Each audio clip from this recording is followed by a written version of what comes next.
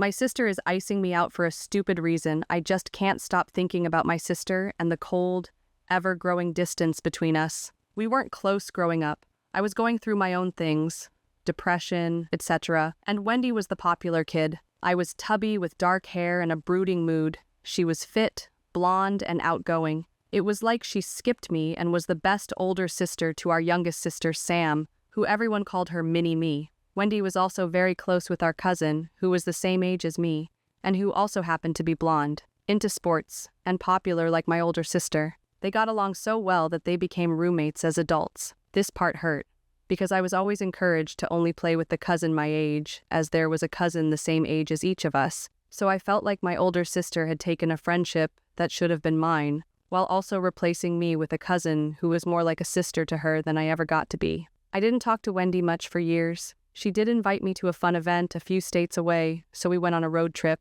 though I knew as soon as she asked that she had asked all of the friends and family she could think of before she finally invited me. It was for a marathon. I was not a runner. I went to support her, and I did enjoy our time together. That was the last time we did anything like that, and it was a decade ago now. I'm 29, Wendy is 33, and Sam is 27, but what really hurts is how she treated me when she became a parent. She was a helicopter, constantly telling everyone not to do things with her kids, which is fine, and everyone respected it. Even with the rules, I became pretty close with her first two kids, especially when I started helping her around the house once a week. Wendy is a proud person and wanted me to be paid to be there, so she asked our mom to pay me. I agreed to it because I did need the money, but I would have done it anyways if Wendy had asked. However, apparently I got too close as an auntie and learned through our mom that the kids would cry and have tantrums when I left Wendy's house, and that this concerned Wendy. I still don't understand this part, but apparently the kids were getting too attached to me, so she stopped the weekly visits, saying that she had everything under control and I didn't need to come over anymore. I still visited occasionally, but I could feel that something was off. Then she and our younger sister, Sam, both became pregnant at the same time, Wendy with her third and Sam with her second. Wendy was super excited to experience pregnancy with Sam, to the point where she was almost trying to be Sam's doula or something. It was overwhelming for Sam, who is a people pleaser, and at that point hadn't really stood up for herself much. Sam is the type to push her emotions down to keep the peace. But when Sam was told by her doctor that she was at a high risk for complications including death to the baby, or even herself if she allowed herself to continue to be stressed, Sam tried to tell Wendy to back off a bit with the advice and controlling attitude. Wendy laughed at that and told Sam that she was wrong to feel that way. Wendy said a lot of hurtful things to Sam, and this eventually caused Sam to cut Wendy off until the baby was born. She said it was a temporary thing for the health of her and the baby, and blocked Wendy on social media. Wendy was extremely offended that Sam blocked her. Wendy also had a friend who blocked her around the same time, so Wendy was really hurt and angry. I was out of the loop at this point. But once Sam blocked Wendy, the whole family knew, from Wendy, and was starting to take sides. Wendy's version of the story was that she did nothing to deserve to be blocked, and family should never cut family out, that Sam was being overly sensitive, and a lot of the family sided with her. I tried to keep neutral because I love all my siblings, and am also somewhat of a people pleaser, but Sam knew that I'm open-minded and appreciate truth, so she shared with me what Wendy had said to her. Among the worst of it was that Wendy was gaslighting Sam, insulting her, and then acting shocked when Sam got angry, and even going so far as to say to Sam, "This is why your friends bullied you." Sam was extremely bullied in school, a trauma that she is healing from to this day. This hurt Sam more than anything. Sam had audio recordings and texts to prove her version of events, and I must say the things Wendy said to her were mean and verging on emotionally abusive. Wendy constantly told Sam that her perspective was wrong, no matter what it was about, and outright lied,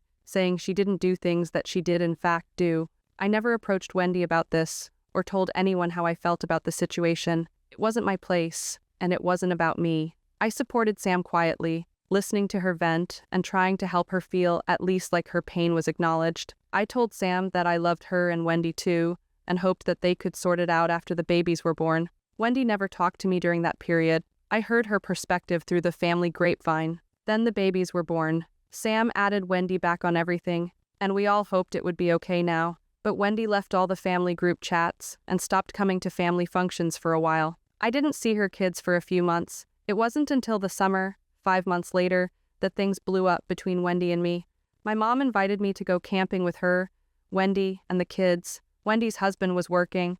I asked if Wendy wanted me there, and my mom assured me she did, so I said yes. It wasn't until I got there that I found out they needed a driver for one of the vehicles. They were all going to the campsite in one vehicle, and I was supposed to drive the supplies in the other. I was a little hurt that I would be traveling for 3 hours alone, and that was likely the only reason I was invited at all. But I understood that my mom had to drive while Wendy took care of the kids, so I didn't say anything. But at the camping trip, Wendy acted like it was a nuisance to have me around. At one point, she even outright asked me to just leave them alone for a while so she could be with the kids alone. I said okay, but it hurt my feelings, which made me cry. My mom saw me sitting on a bench alone and sat with me. She realized I was crying and became angry and approached Wendy to tell her what she did was rude. That just made it worse.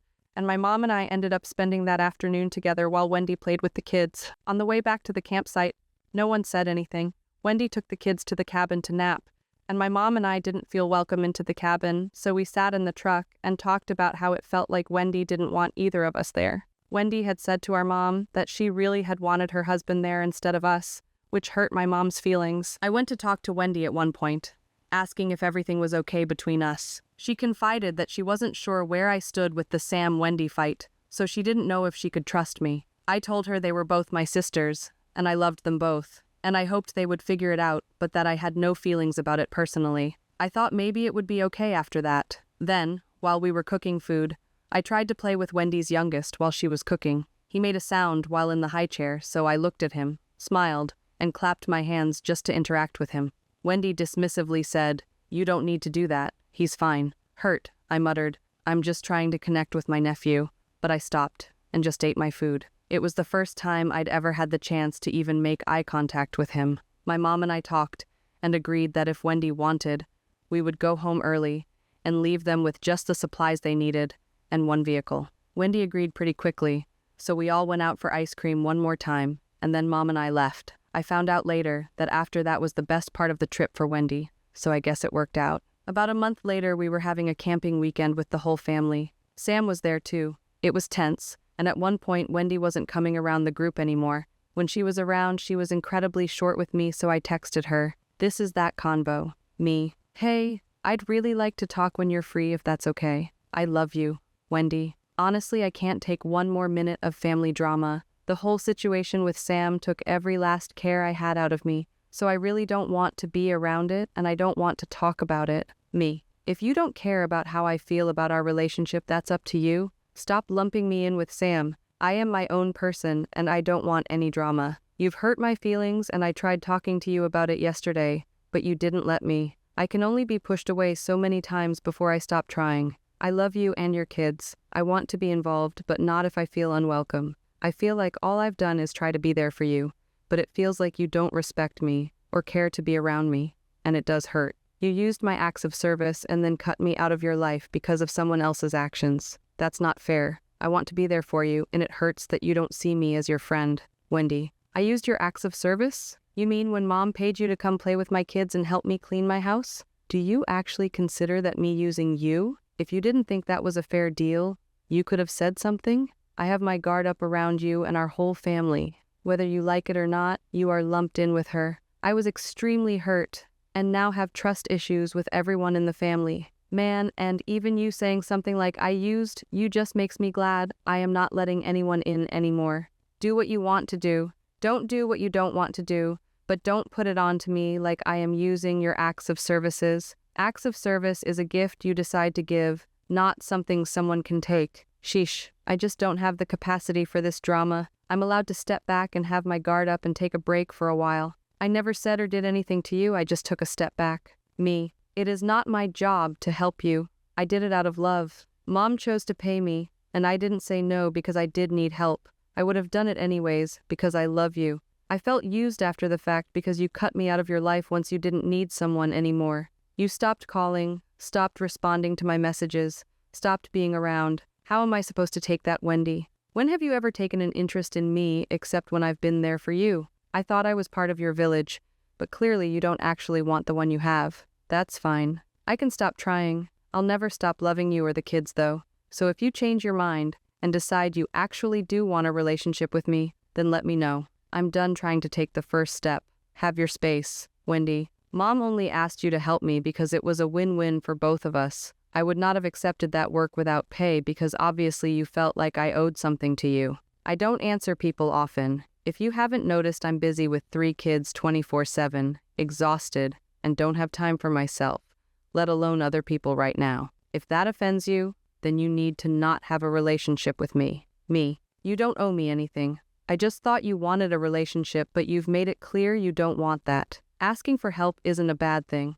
I would always help you and never expect you to help or do anything in return. All I ask for in a relationship with someone is that they appreciate me and like who I am. You don't seem to. Again, if you change your mind, I will never close the door to you. I love you. Maybe you wouldn't be so overwhelmed if you let people help you. I can't do anything when you put up these walls. Wendy, I know I come across harsh. I'm sorry that I hurt your feelings. You have a good heart. I do want a friendship with you. I just need some time right now. I am tired and busy, but I'm not overwhelmed. I love being a mom, and I'm not asking for help because I only want help from my husband in that department. All I need is a friend. Me. I appreciate that I care about being your sister, and I'd love to be your friend. You're doing a really great job. You have beautiful kids. I don't need to be a helper to be there for you. I just want to be around, that's all. I've been missing you a lot this year. She didn't respond. Despite the seemingly positive end, this didn't help. She continued to pull away and didn't answer texts or calls. Before all this drama, she called me all the time and we had video calls with the kids. But since this, it's been radio silent. Once I sent a video on Snapchat, obviously for the kids, and the only response back was, "The kids didn't see this, they're in bed." To which I responded, "Oh, I thought you'd save it in chat for them." No response. And now with all this silence, I'm just getting angrier and angrier. Those texts happened 9 months ago, and the distance just keeps getting greater. At Christmas, we were cordial with one another. When I was leaving, I gave her a hug and said, "I love you," while hugging her. The silence made me visibly react, retracting and wincing. My partner was standing next to me and noticed my reaction. After a moment, she said, "You should come see our new house sometime," in a politely cold tone. I cried most of the way home. I'm ashamed to say I've been avoiding her since. I've been working instead of going to parties and events, especially having to do with her or her family. I love her kids, and I treat them just like all my nieces and nephews when I see them, but the coldness and distance has impacted my relationship with them. I don't even know the youngest. He looks at me like a stranger. It feels like Wendy has a chokehold on the family. Our parents are afraid to say no to her out of fear that she will berate them again for being bad parents to us growing up. She has been very vocal about that, which to an extent is true. However, all the other siblings have found a way to move on because our parents have tried very hard in our adult life to apologize and become better people. But anyone who has an issue with Wendy becomes an outcast to the family. Sam went through it and is trying to get back in the family's good graces through acts of service, painting Wendy's house with her, helping our mom and grandma with anything they need, even if Sam is exhausted herself. And now that I have voiced my opinion, it feels like I'm on the outside of the family. I feel so uncomfortable around her kids, and it makes me sick that this has happened. Our family has the bad habit of never resolving anything, just pretending it didn't happen. This has created an anxiety in me that I am still healing from, and I want to solve any conflict that happens and talk it out. Wendy used to be that way, so it was shocking to be shut down from even having a simple conversation, but I don't think she's used to someone who stands up for themselves like I did in our texts. I feel like that's the only reason she tried to be friendly at the end, when she has never ever apologized to Sam or our parents for the cruel words she said to them. Every day I think about this. I bring it up to Sam sometimes, who said she is worried about my mental health because of it. I cry every time I talk about Wendy. Sometimes when I just think of her, I think about the amazing connection I had with her kids, how special I felt that they loved me. Now they don't even say hi to me when we are at family events. I worry that Wendy has talked about me in their presence, and that her attitude towards me is rubbing off on them. I'm so deeply sad about this, and I have no one to talk to about it. It's so stupid too. The babies are over a year old.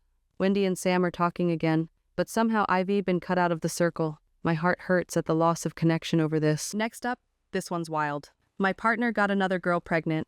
I am a 25F. My partner is a 29M. We have 2 children together, 7F and 4M. Him and I have been on and off for going on 9 years. He struggled with a heroin addiction and beat it 5 years ago. Since then, we had our son, and things were fine until he picked up drinking.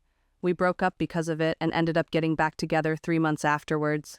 We were together for 1 more year, and then we were split up for 8 months now. I give this background knowledge because during the one time we had split up, I had a boyfriend for a month, and then I left him and got back with my children's father. I had went to the doctors. He had gone with me because I had a UT.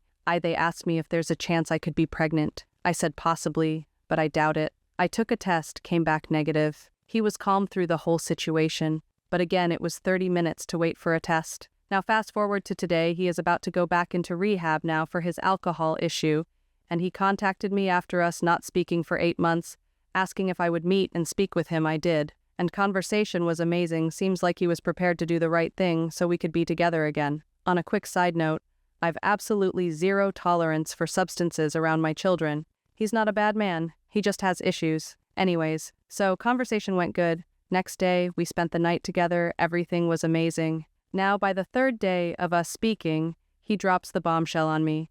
He tells me that he was having regular hookups with this girl, 32F, which isn't the part that is upsetting because we were split. He's a man, things happen. The part that is upsetting is that she's pregnant with his child. He was hysterical, telling me how he didn't want a child with her, and she doesn't want the child either, but it's the fact that it happened. I'm having a hard time feeling sympathy for him because he knows how children are made. He already has 2 with me. Why he would not be safe about things is beyond me. He blames it on the alcohol. He's begging me to stay in his life, and I do want to be in his life, but if there's a slim chance that she keeps this child, I will not be. I told him that he would need to be there for her regardless of his feelings towards her because it was the right thing to do. He said he just wants to be with me. I honestly don't know how to deal with this situation. I haven't talked to anybody about it. It's so overwhelming.